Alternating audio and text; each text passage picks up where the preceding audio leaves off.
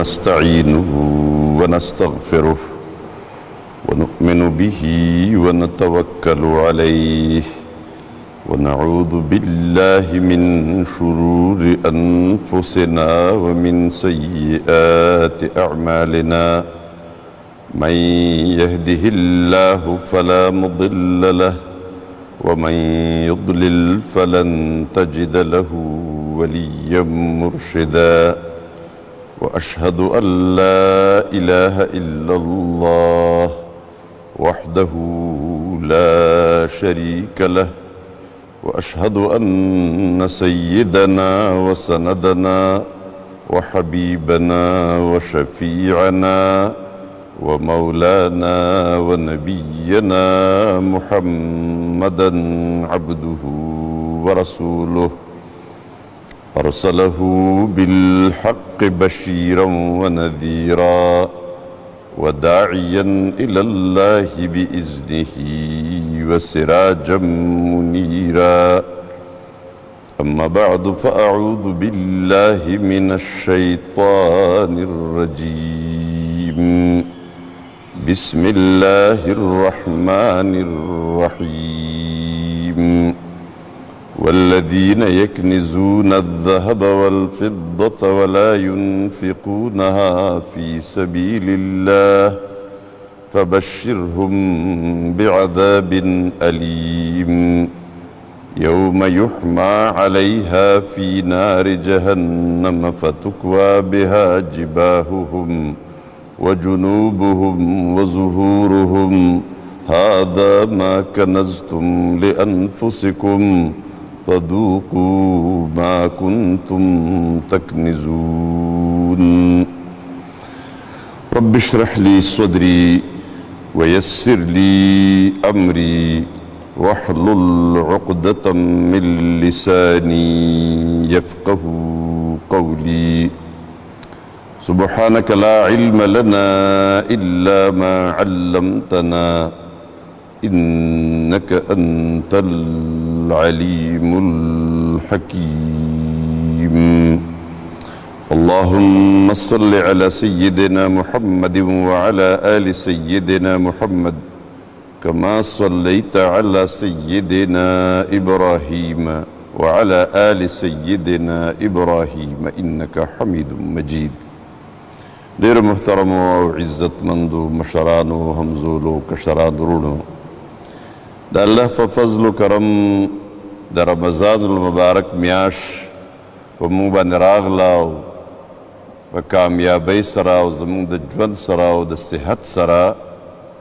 په مونږ باندې تیرم شوه تیرېدو واله ده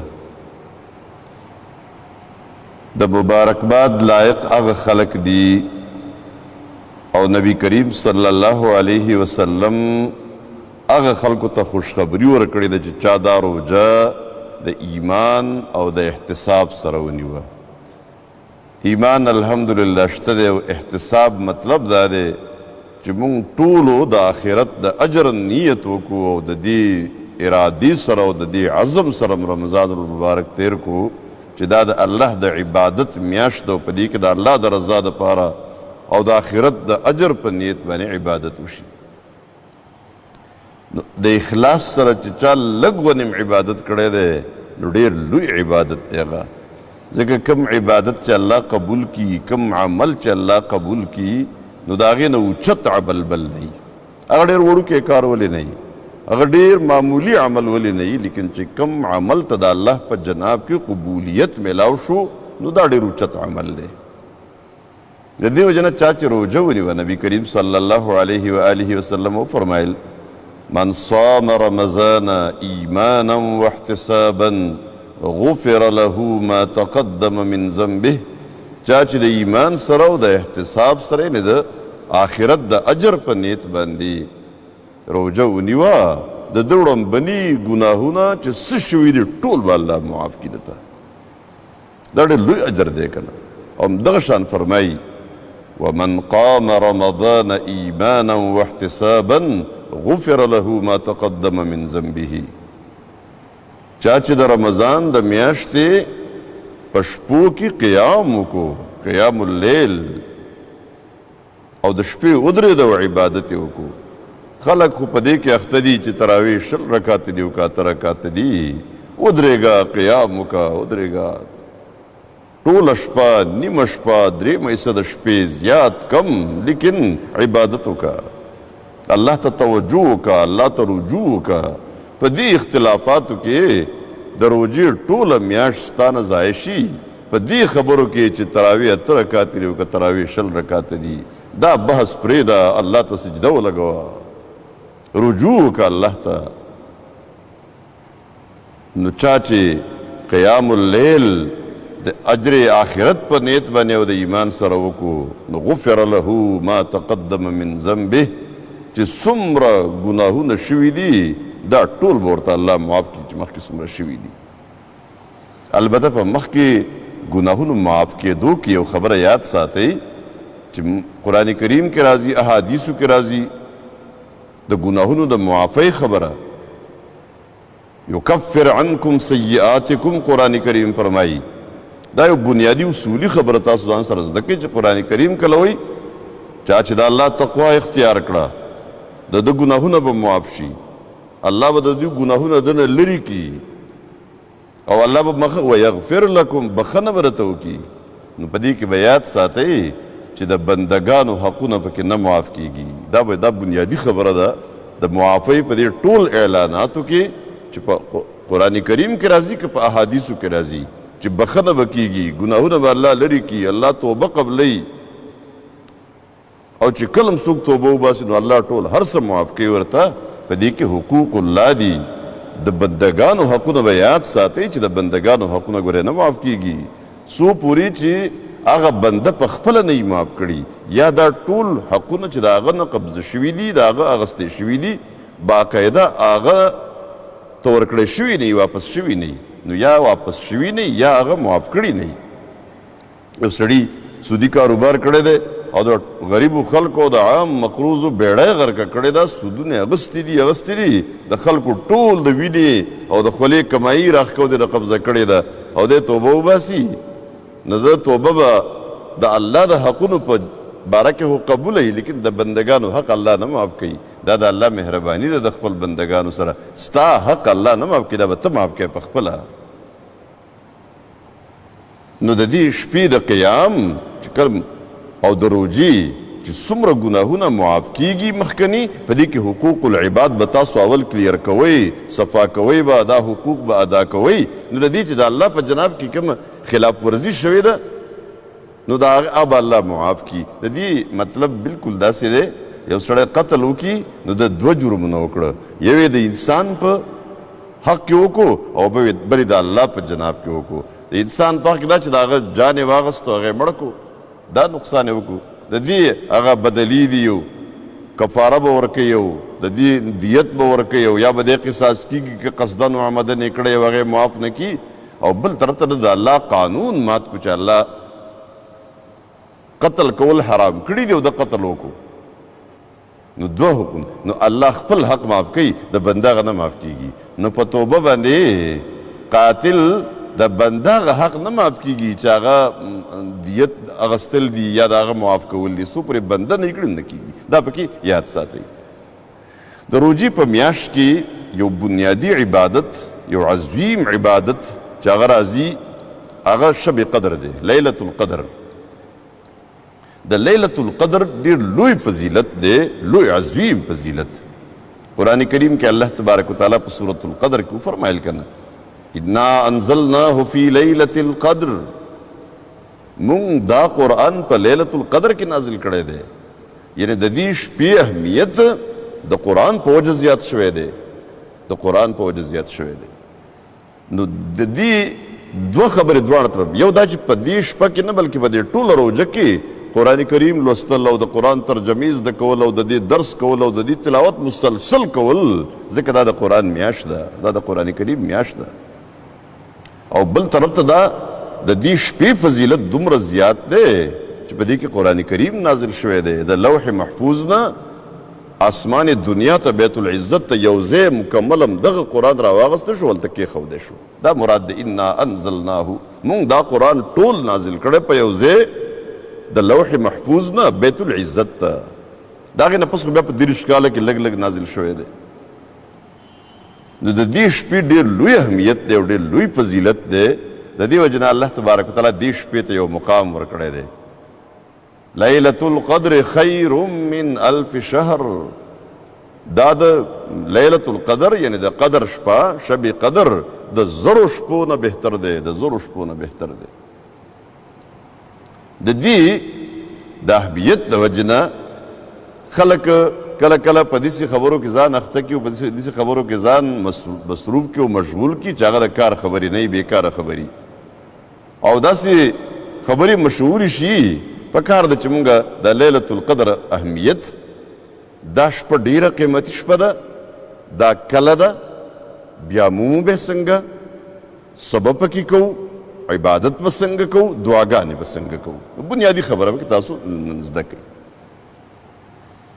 نو شپه خو ډیره قیمتي شپه ده او د دې شپې په باره کې دا نبی کریم صلی الله علیه وسلم موږ ته وفرمایل چې دا د رمضان په میاشت کې ده او بیا په آخرنو 10 شپو کې ده او بیا په آخرنو 10 کې هم په طاقو شپو کې ده. او د دې تعین یو ځل نبی کریم صلی الله علیه وسلم کوو. یعنی بهر راووته، صحابه کرام ناست دي، د دې دپاره راووتو چې دیو ته لیلة القدر وښیي چې دا پلانۍ شپه ده. لیکن په دې کې یو دوه کسان مخامخ ده چې په خپل منځ کې پسې جګړه څه بحث کې اخته وو، په اختلاف کې اخته وو. نبی کریم صلی الله علیه وسلم فرمایل زه د دې دپاره راوتی وم چې تاسو ته د لیلة القدر باقاعده تعین وکړم چې درته وښیم چې دا شپه ده. لیکن د دې دوو کسانو د جګړې په وجه او د دیو د اختلاف په وجه الله تبارک وتعالی ناراض شو او هغه تعین یې ستاسو نه اوچت کو. په دې کې د الله بې شماره حکمتونه به وي چې دا تعین ولې اوچت کو، بیا به څه مسلې وي. لیکن دا تعین الله اوچت کو. نو اوس یې د رمضان المبارک په آخرنو 10 شپو کې لټوئ، په آخرنو 10 شپو کې او په آخرنو 10 شپو کې بیا وفرمایل په طاقو شپو کې لټوئ، بیا په طاقو شپو کې. اوس زمونږ په ملک کې خصوصا چې مونږ د کوم مشکل سره مخامخ یو، نو مونږ چې طاق شپه ګورو نو کومه شپه به ګورو؟ هغه چې کوم د سعودي عرب والا د روژې طاق شپه ده، نو د هغې مثلا که نن 21مه شپه ده، نو دلته په پاکستان کې چې کومه روژه نیوی شوې ده او میاشت لیدی شوې ده او اعلان شوی ده، نو د هغې په نتیجه کې نن خو 21مه لا نه ده راغلې، نن خو شلمه شپه ده. نو دغه شان دا اختلاف د هرې شپې په باره کې روان دی چې نن 22مه ده که 23مه ده، بیا سبا 23مه ده که 24مه که 22مه ده. نو داسې دا یو اختلاف دې کې به څه کوو؟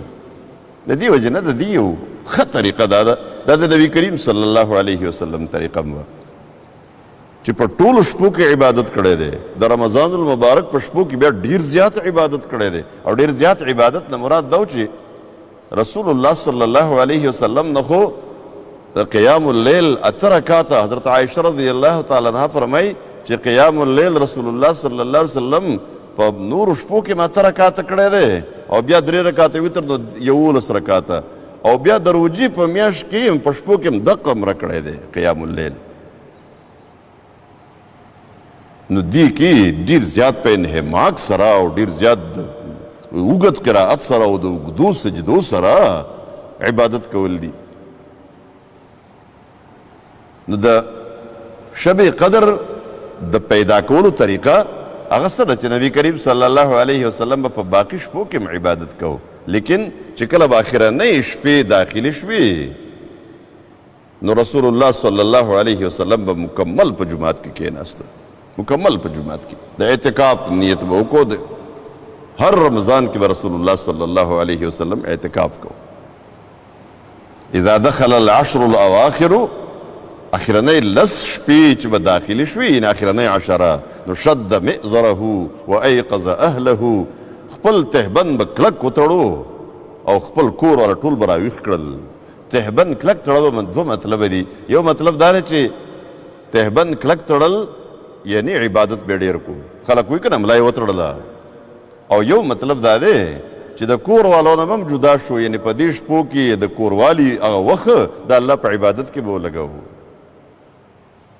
دا مطلب دی تهبند به وتړو خپل اهل به ټول راویښ کړل و ایقظ اهله دا خپل کور والا به ټول راویښ کړل چې عبادت وکوي او دومره کوشش به کوو. حدیث کې راځي چې رسول الله صلی الله علیه وسلم به په دې شپو کې دومره کوشش کوو چې دومره کوشش یې په نورو شپو کې چېرته نه کړی. همیشه رسول الله صلی الله علیه وسلم خو به ډېر زیات عبادت کوو، نیمه شپه، 2 حصې د شپې، یعنې 1 حصه د شپې، کم څه زیات، خو د شپې لویه حصه به په عبادت کې وه.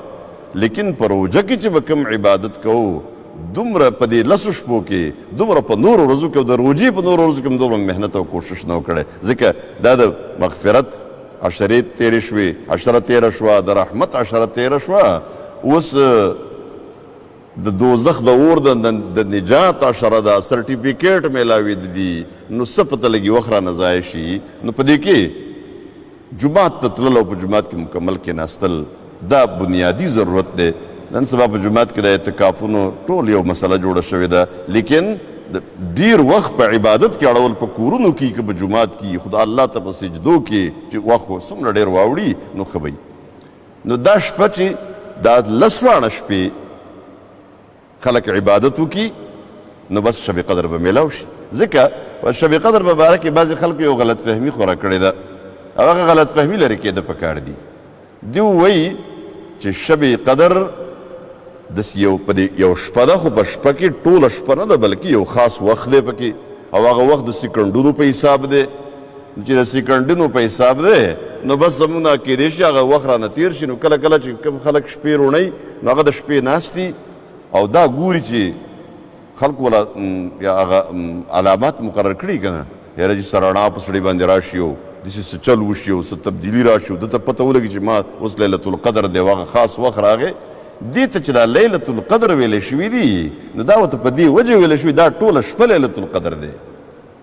یعنې د ماښام د نور د پرېوتو نه که دا نن مثلا 21مه شپه ده یا 23مه ده یا هر څومره چې ده او په دې باندې لیلة القدر دی د الله د طرف نه مقرر دی، نو دا چې څنګه ماښام نور پرېوځي نو د دې آغاز وشي او تر سبا خطو پورې حتی مطلع الفجر، تر سبا د خطو پورې ټول لیلة القدر دی.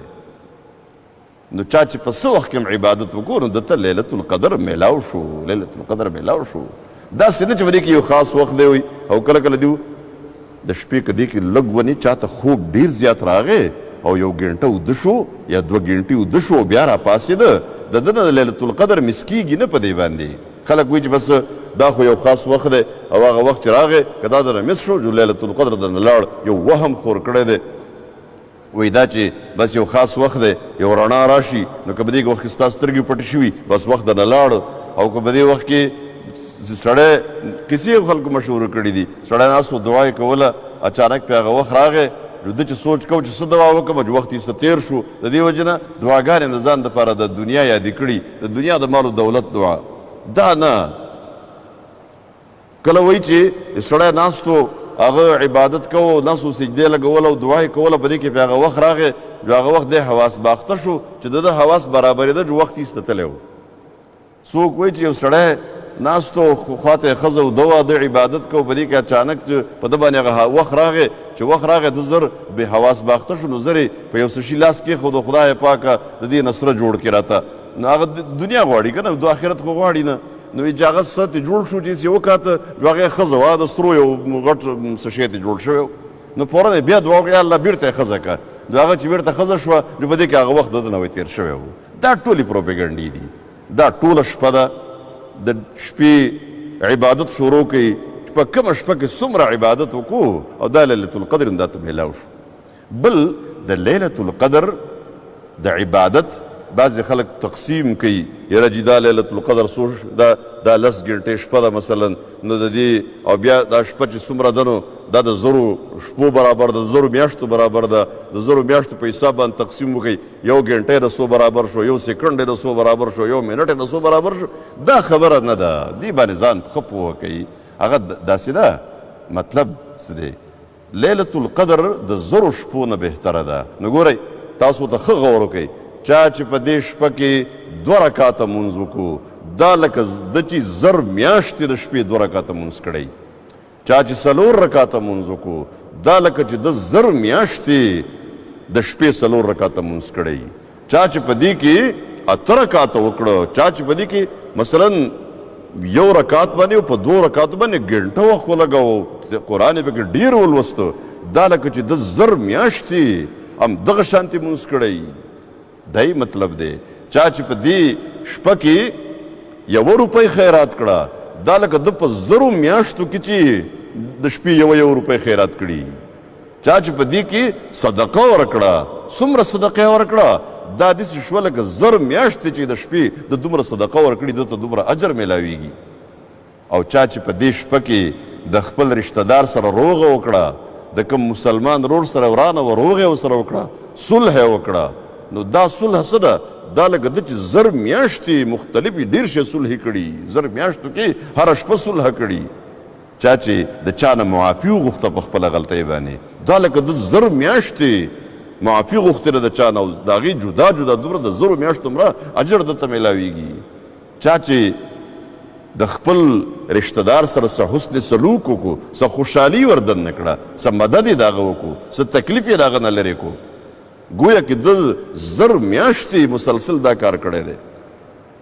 په دې میاشت په دې شپه کې یعنی دا 10 شپې چې مونږ ټولې شپې په دې کې په عبادت کې تېرې کړو، لږ غونې خوب وکړو او دا شپې زموږ نه ضایع نه شي، ځکه زموږ نه شپې ضایع کېږي. ګورې تاسو یاد وساتئ، شپې ضایع دي، په سوشل میډیا کې ضایع دي، په فیسبوک باندې ضایع شوې، په یوټیوب باندې ضایع شوې، شپې لاړې تباه و برباد شوې زموږ نه.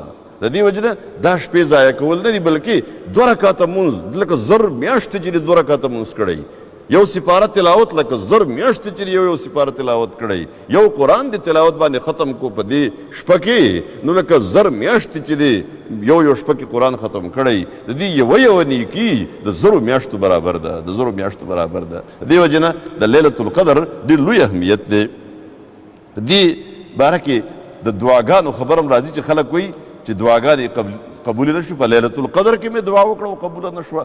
ضروري ده دعا دې قبوله شي، ځکه دا د عبادت شپه ده او دا خیر من 1000 شهر. په دې کې چې ته دعاګانې وغواړې لکه 1000 میاشتې چې دې دعاګانې غوښتي، نو د الله دعا غوښتل د الله نه هسې هم د ثواب ذریعه ده، د اجر ذریعه ده. ضروري نه ده چې قبلیږي، به زم ډېر شه دعاګانې الله نه قبلوي، پای کې زموږ خیر او پیدا ورپکي، لیکن د آخرت دپاره محفوظ کیږي. نو ډېر شه دعاګانې وغواړئ، قبول شي که قبول نه شي، د آخرت دپاره دا دعاګانې پرتې بیا. او بل په دې دا چونکې د زکات عموماً مونږ زکات په دې میاشت کې ادا کوو، اگر چې د زکات فلسفه خدا نه ده، پکار ده چې کم څوک د کم وخت صاحب نصاب شي او د زکات دا سرکولیشن ټول کال روان یو غریب ته زکات میلاویږي. لیکن زکات چونکې یو فرض عبادت دی، نو که څوک یې په روژه کې هم ورکوي، په هره میاشت کې ورکوي، خو زکات ورکول دي. څوک چې د خپل مال نه زکات نه ورکوي، نبی کریم صلی الله علیه وسلم فرمایي د قیامت په ورځ به د دې مال نه چې د کومه خزانه جمع کړي، د دې نه یو گنجی تور سره مار جوړ شي، زهریله مار، او دا به د ده په دې غاړه کې د دې غاړې نه تاو شي او د په خپله خوله به د ده دا وښکې راونیسي، زور وکړي ورته او ورته به وایي انا مالوکه انا کنزوکه، زه ستا مال یمه، زه ستا خزانه یمه. نبی کریم صلی الله علیه وسلم یو ځل زنانو ته وفرمایل، خلک وایي که نه زنانو په دې کالو کې په دې زیوراتو کې زکات شته که نشته دی؟ نو په دې غم کې اخته یې رشته نشته دی او د هغې د حساب کتاب و خبرې اترې څومره او دا دي هغه دي، د دې نه چې په دې وجه چې زکات نه ځان بچ کړي. اکثر زموږ خلک چې کله خپلې زنانو له مهر مقرروي، نو مهر ویله که د 2.5 نه کم مقرر کوي، نو 2 تولې مقرر کوي، 6 تولې مقرر کوي، خو د 2.5 نه به زیاتوي، د 2 نه به زیاتوي نه، ځکه بیا پې زکات فرض کېږي. نو ته ولې خفې په زکات فرض کېدو باندې؟ زکات دې فرض شي که نه، ورکه زکات، صدقات ورکه. نو نبی کریم صلی الله علیه وسلم دا یو حدیث تاسو د رسول الله صلی الله علیه وسلم واورئ چې زکات شته که نشته دی.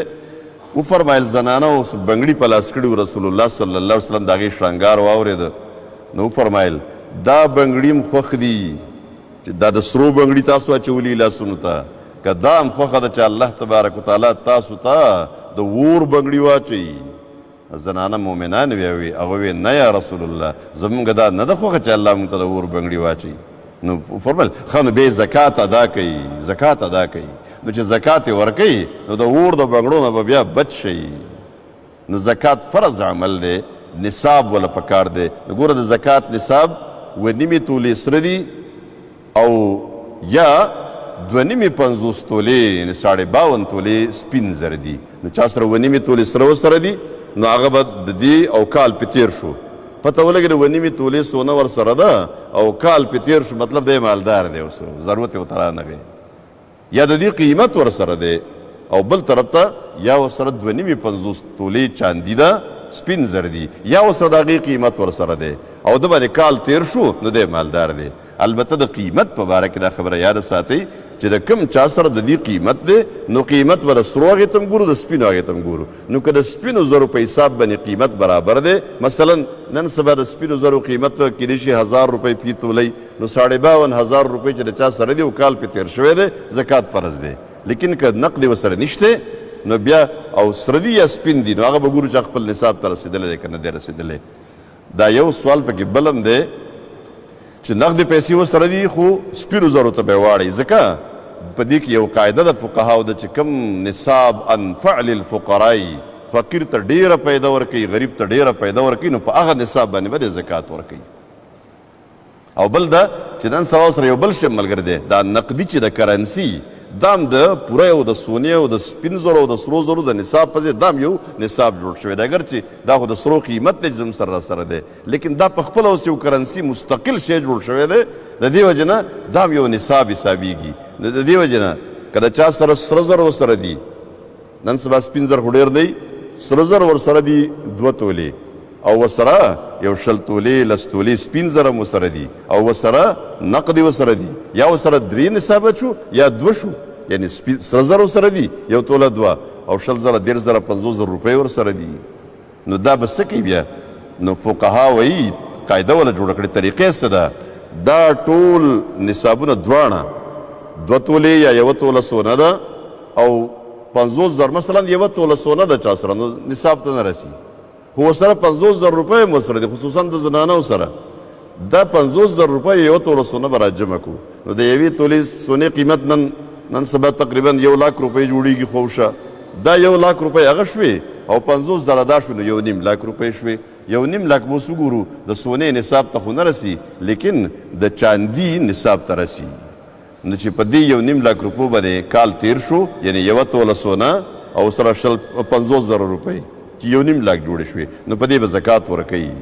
یا ورسره 3 واړه ورسره دي، یا ورسره صرف سونه او چاندي ده، نو د دې دا دواړه به یو ځای کي او قیمت به ولګوي. نو قیمت یې چې څومره جوړ شو نو که نصاب ته رسېده ده، یو کیدای شي چا سره سونه دومره لږه ده چې د 20 زره روپو سره سونه ده، یو ګوتۍ زنانه چولې ده، نورو سره څه شتی نه، څه میخکې دی چې هغه د 20 زره روپو دی او د 10 زره ورسره چاندي ده، نو دواړه ورسره دي لیکن نه رسي، د یو نصاب ته نه رسي، نو په ده باندې نشته دی. بیا د دې سره د دې د زکات حوالې سره یو بله ضروري خبره چې د کال په منځ کې اتار چړاو راځي، یو سړي صاحب نصاب دی زکات ورکوي، لیکن نن د ده د نصاب وخت شروع کیږي چې دی صاحب نصاب شوی دی، زکات یې ورکړو. په دې منځ کې د ده مال 1 کروڑ ته ورسېد، 2 کروڑ ته ورسېد، 10 کروڑ ته ورسېد، لیکن بله میاشت کې راکوز شو، بله میاشت کې بیا وخته، بله میاشت کې بیا راکوز شو.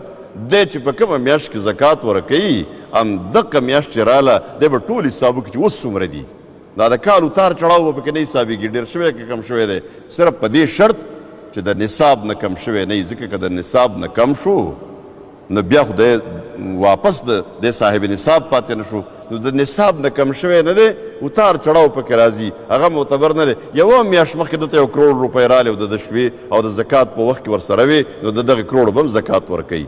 او مخکې 10 کروڑه راغلې وې لیکن واپس کمې شوي دي، اوس 1 کروڑ پاتې دي، هم د 1 کروڑ به ورکوي. یعنې د میز کې چې کوم اتار چړاو راځي هغې باندې زکات څه فرق نه پرېوځي. بل چې کوم سامان د تجارت دی نو پای کې زکات دی، د چې د خرڅولو دپاره کوم سامان یې ښودلی په دې کې به زکات ورکوي. لیکن چې کوم آلات د تجارت دي، کومه مشینري ده، په کارخانه کې غټو د کروڑونو مشینري لګېدلې ده، لیکن د هغې په آمدنۍ باندې زکات دی، په دې مشینرۍ زکات نشته. مشینري ولګوله لیکن کار لا نه دی شروع شوی، کال تیر شو، دا د کرونا وبا راغلی ده، ډېر شي مشینرۍ ودرېدلي، خلکو نوي نوي مشینونه لګولي دي خپل کاروبار دپاره، په کروڑونو روپۍ پې لګولي دي، په اربونو روپۍ پې لګولي دي، لیکن مشینري ولاړه د کاروبار بند دی، په مشینرۍ زکات نشته او آمدني لا شروع شوې نه ده. همدغه شان څوک چې کورونه اغوستي ډېر شي او د خرڅ دپاره دي، نو دا د سامان د تجارت دی، د دې قیمت به موجوده وخت مطابق لګوي او زکات به ورکوي. لیکن چې کوم چا د کرایې دپاره کور اغوستی او په کرایه ورکړی دی، نو د هغې په کرایه کې زکات دی. دغه اوس د پیسو د ګټلو یو ذریعه جوړه شوې ده. څنګه چې په دکان کې خلکو دکاندار فریزر ایښودی دی، ډیپ فریزر فریج ایښودی دی، تله ده، کرسۍ ده، میز دی، المارۍ دي، په دې کې زکات نشته ځکه دا د ګټې ذرایع دي. لیکن چې کوم سامان د خرڅولو دپاره پروت دی نو په دې کې به دې زکات ورکوي. همدغه شان د استعمال دپاره چې کوم سامانونه ایښودي دي په هغې کې هم زکات نشته دی. په کور کې د لکونو روپو فرنیچر پروت دی، اگر چې دا غیر ضروري دی، د اسراف به دته ګناه میلاویږي، لیکن په دې کې زکات نشته ځکه دا د د استعمال سامان دی. ټیکسي ګاډی قیمتي ګاډی ورسره دی لیکن پیسې پې ګټي، چې پیسې پې ګټي دا په دې ټیکسي ګاډي کې زکات نشته. که د دې هغه آمدني نصاب ته رسي نو بیا به د هغې زکات ورکوي. همدغه شان چې څومره خلک دی، یو سړي سره مثلا یو کور دی په کرایه ورکړی، کور د 50 لکو روپو دی، کېدای شي کور د کروڑ روپو دی، لیکن د هغې کرایه چې راځي نو د ده د اخراجات هغه نه پوره کېږي او دی مقروض پاتې کېږي، نو په ده باندې زکات کېږي ورسره. اگر چې دی د 1 کروڑ روپو د کور مالک دی یا یې ځمکه ده، لیکن ځمکه د ده د آمدن دومره دی چې هغه د ده دپاره پوره کېږي نه د خرچ دپاره. ټیکسي ګاډی دی، یو دی 2 دي ورسره، لیکن د ده کوړمه غټه ده، دی مقروض دی پکې، نو د 20 لک روپو 2 ګاډي ورسره دي یا یو ګاډی ورسره دی، لیکن دی غریب دی اوس ځکه د خپله زکات خو څه کې په ده باندې زکات کېږي.